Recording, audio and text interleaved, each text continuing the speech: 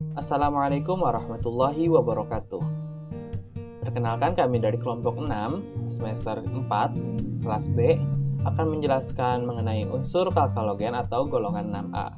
Kami beranggotakan Dina Zahrotus Saniyah, Erlangga Yoga Perdana, Hilda Hanifah, Nining Muzayana Rahmi, dan Siti Hindi Aulia.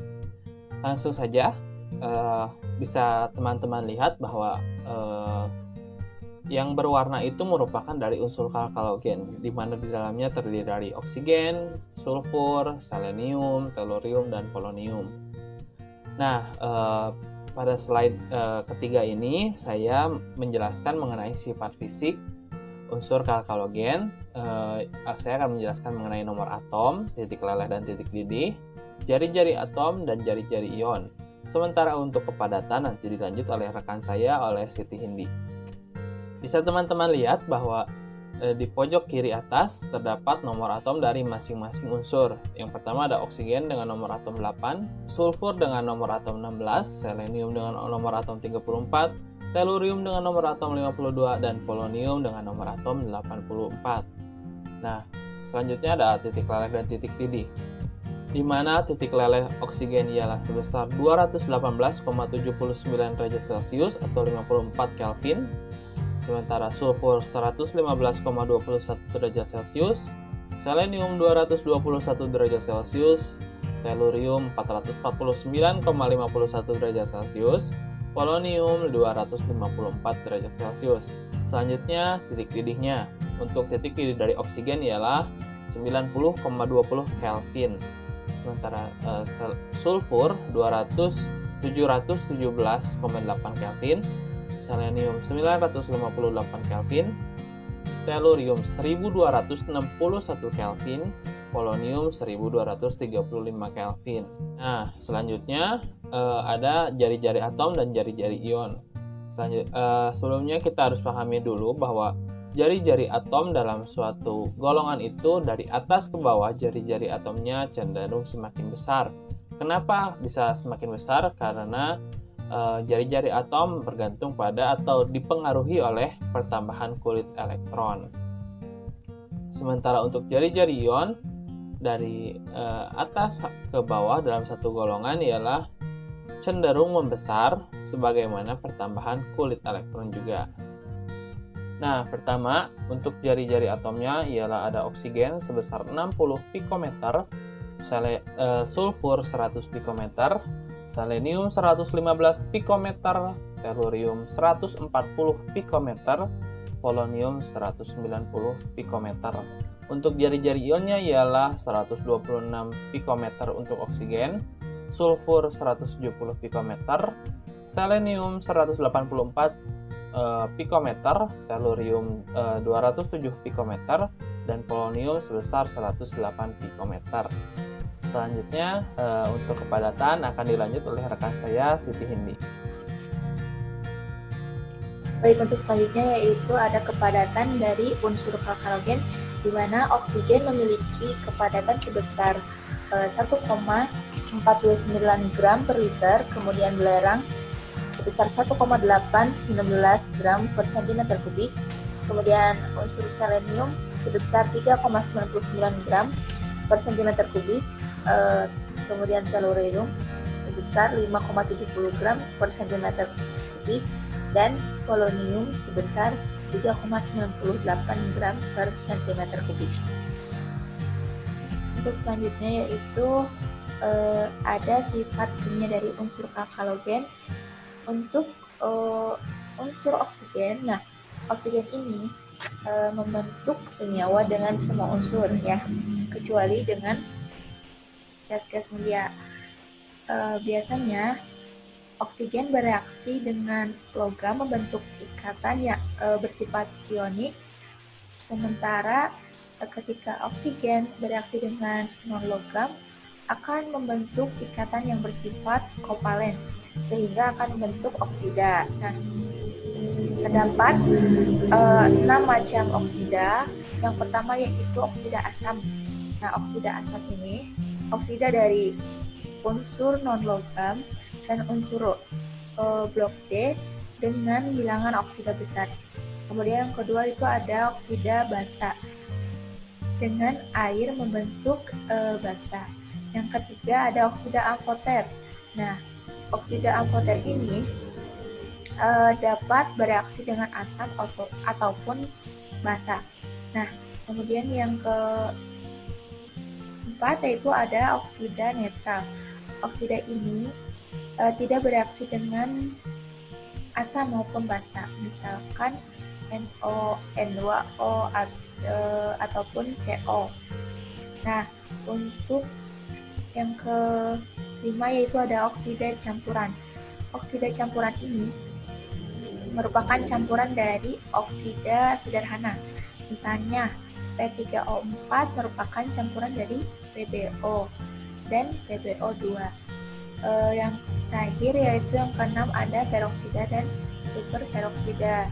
Oksigen bentuk peroksida H2O2, N2O2, dan BaO2 dengan bilangan oksidasi oksigen -1 serta RbO2, CsO2 dengan bilangan oksidasi oksigen -1,5.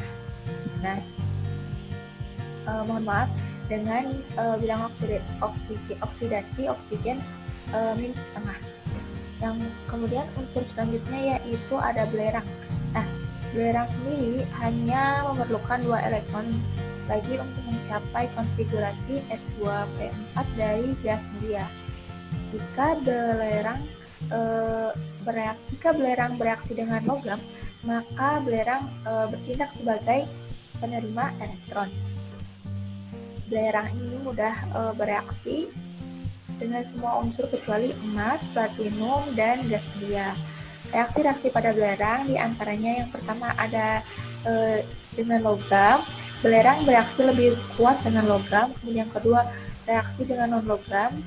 Belerang bereaksi dengan karbon panas membentuk karbon disulfida. Yang ketiga ada belerang bereaksi dengan oksigen membentuk oksida gas yaitu SO2 dan SO3. Yang keempat ada belerang bereaksi dengan halogen membentuk belerang monoklorida dan belerang heksafluorida. Dan yang terakhir ada reaksi apabila gas hidrogen dialirkan dalam bentuk gelembung-gelembung melalui belerang yang meleleh, maka akan terbentuk gas hidrogen sulfida. Untuk unsur selanjutnya yaitu ada selenium. Nah, selenium ini merupakan unsur kimia non-logam, di mana aktivitas kimia dan sifat fisikanya unsur selenium ini menyerupai sulfur dan tellurium. Nah, unsur ini merupakan terdapat dalam sejumlah bentuk alotropik dengan yang paling populer adalah bubuk merah amor, bentuk kristal merah, dan bentuk kristal abu-abu metalik yang disebut selenium. Nah, bentuk terakhir ini menghantarkan listrik lebih baik dalam cahaya daripada dalam gelap dan digunakan dalam fotosel. Kemudian yang kedua yaitu selenium terbakar di udara dan tidak bereaksi dengan air, tetapi larut dalam asam nitrat pekat dan basa kuat. Yang ketiga yaitu jika selenium yang berada dalam tanah tidak bereaksi dengan oksigen, maka unsur ini relatif stabil. Selenium yang immobile dan tidak larut dalam air tidak terlalu beresiko bagi organisme. Nah, kadar oksigen dalam tanah dan keasaman tanah akan meningkatkan bentuk mobile selenium. Kemudian yang terakhir, tanah pertanian yang sering diberi pupuk memiliki kandungan selenium sekitar 400 mg per ton karena unsur ini terdapat dalam pupuk fosfat. Pertanian tidak hanya meningkatkan kadar selenium dalam tanah, tetapi juga meningkatkan konsentrasi selenium dalam air permukaan. Kemudian yang keempat ada unsur tellurium. Nah, sifat ini yang pertama yaitu atom tellurium memiliki total 52 elektron yang didistribusikan sebagai berikut. Yang pertama, pada lapisan pertama kita menemukan 2 elektron. Kemudian dalam 8 Kemudian dalam 8 elektron kedua, pada lapisan ketiga kita melihat 18 elektron.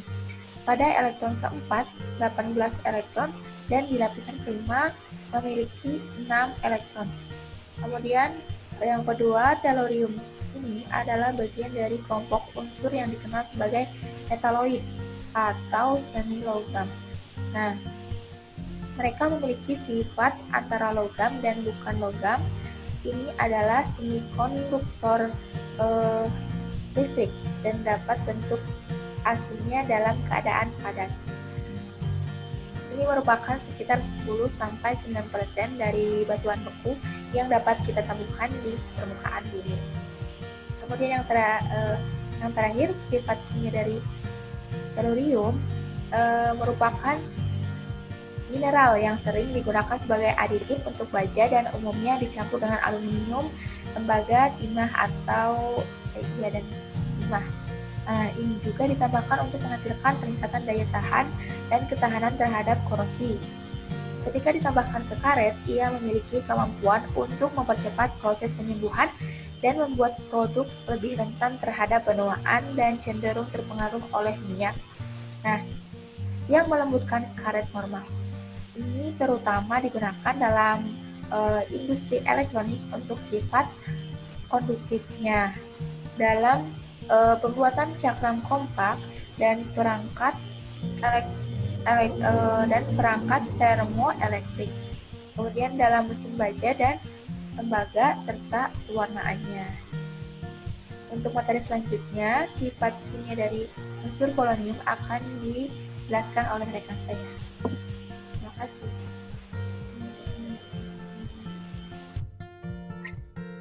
Selanjutnya yaitu sifat kimia dari polonium. Nah, polonium itu merupakan unsur radioaktif yang langka. Ini termasuk kelompok metaloid yang memiliki sifat kimia yang mirip dengan tellurium di bismut. Nah, polonium itu mudah bereaksi dengan asam encer, tetapi hanya sedikit dengan basa. Semua isotopnya itu bersifat radioaktif.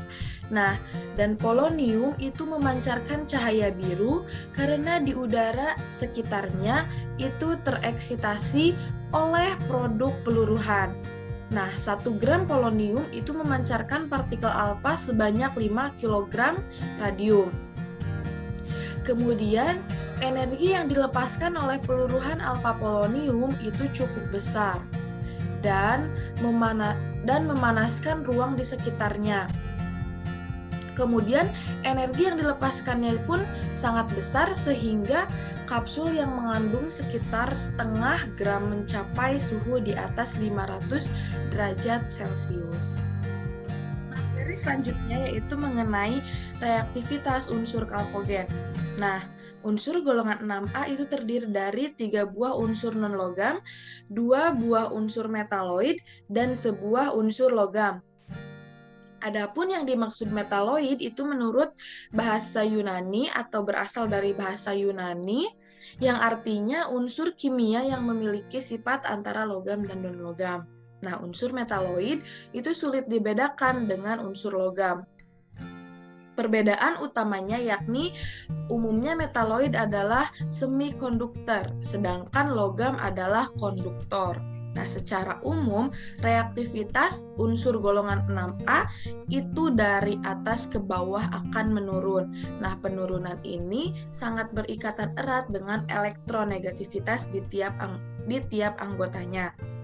Atom O itu anggota pertama dari golongan ini mempunyai elektronegativitas yang besar, sehingga saat ia berikatan dengan logam, dengan unsur logam gitu, persenyawaan oksida logam yang dihasilkan berupa senyawa ionik. Nah, sedangkan untuk atom S yang lebih tidak reaktif dari atom O dengan elektronegativitas yang lebih kecil, itu hanya akan berikatan dengan logam-logam dengan reaktivitas tinggi. Misalnya unsur golongan alkali, alkali tanah, serta beberapa lantamida. Nah, pada golongan ini pula oksigen itu tidak dapat Oksigen tidak dapat mempunyai tingkat oksidasi yang lebih tinggi dari divalen dibandingkan dengan anggota lainnya.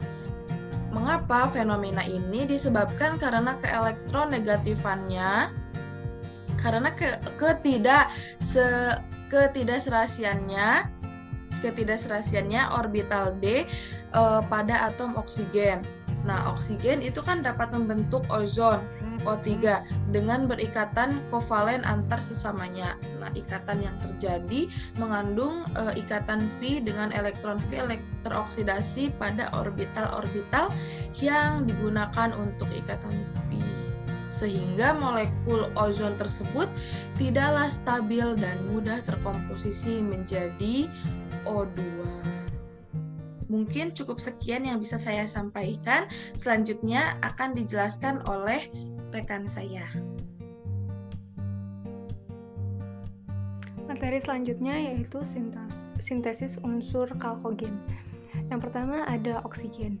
Oksigen di laboratorium dibuat dengan elektrolisis air atau dengan memanaskan KClO3 atau barium peroksida ataupun natrium peroksida dengan mangan oksida sebagai katalis.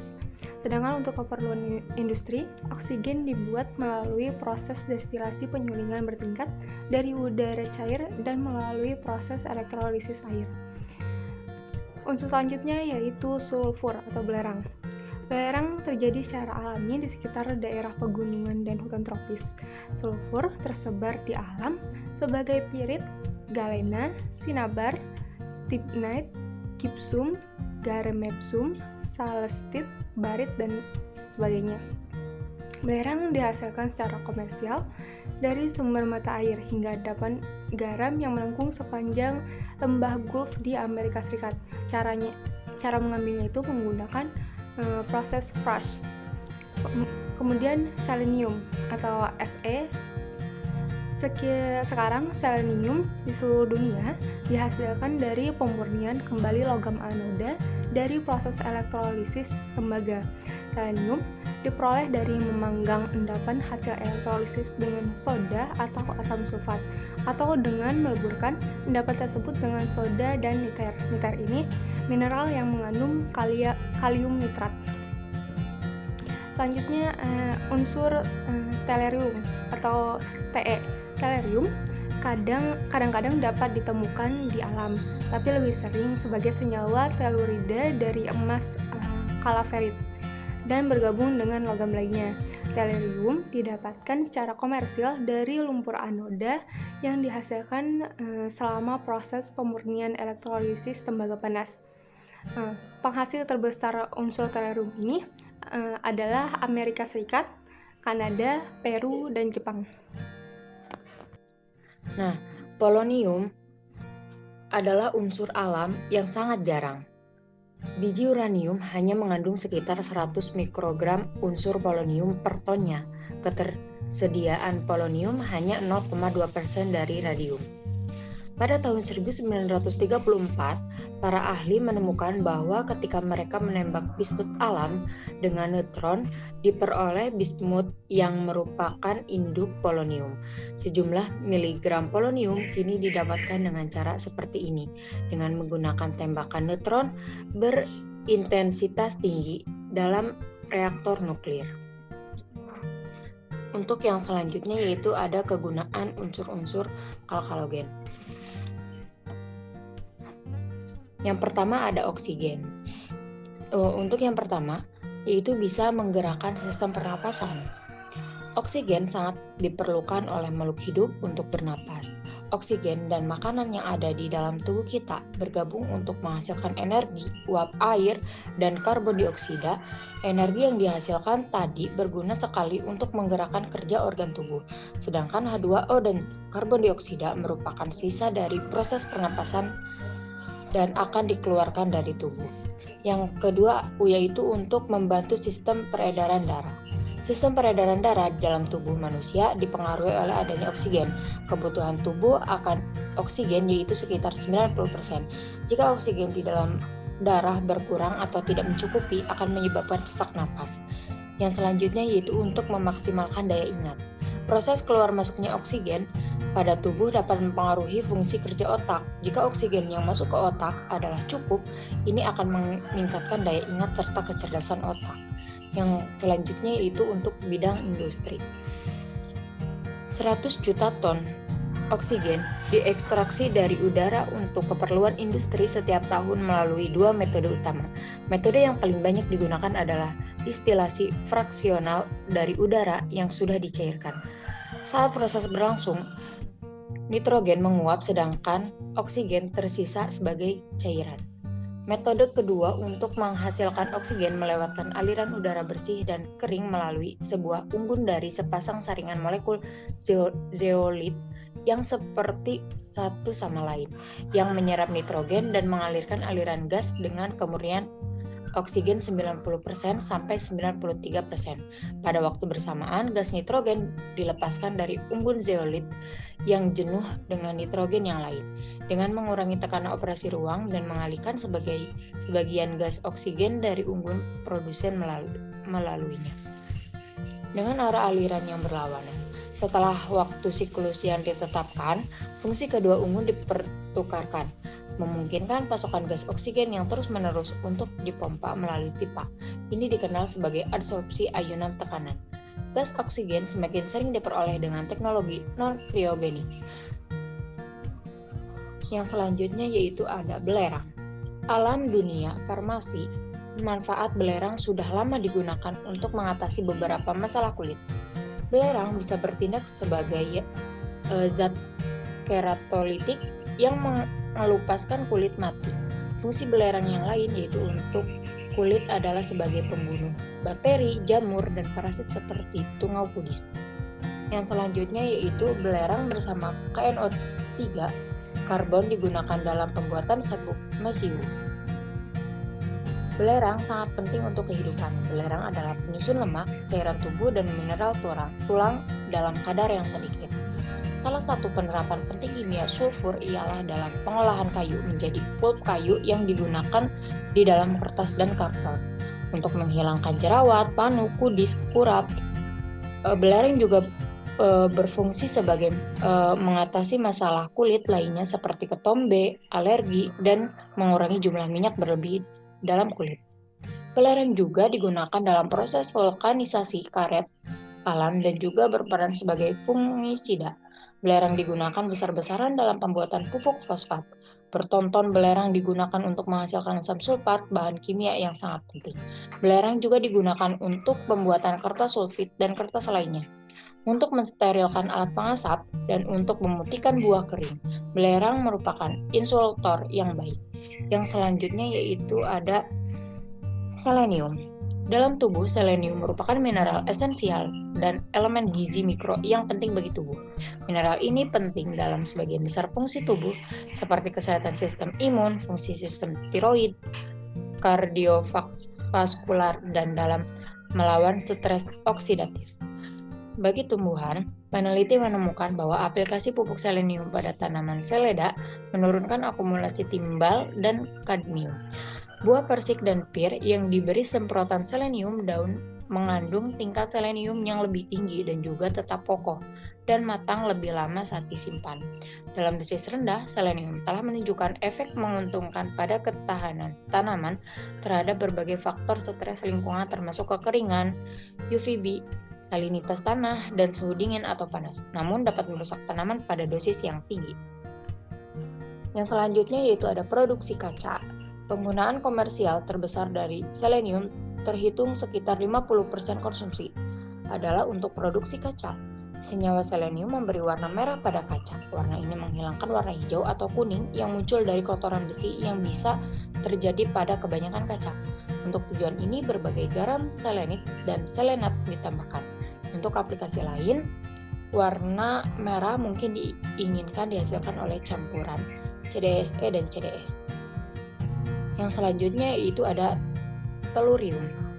Pada jumlah kecil, unsur ini bisa menyebabkan penurunan aksi korosif asam sulfat dalam baterai dan untuk meningkatkan kekuatan dan kekerasan timbal. Telurium juga digunakan sebagai zat pewarna dalam keramik. Yang selanjutnya telurium juga digunakan dalam industri elektronik, misalnya dengan kadmium dan merkuri untuk membentuk semikonduktor fotosensitif. Kadmium telurida atau CDTE digunakan sebagai film tipis di panel surya untuk mengubah sinar matahari menjadi listrik. Unsur ini digunakan dalam vulkanisasi karet dan katalis untuk perengkahan minyak bumi dan untuk sumbat peledak untuk bahan peledak.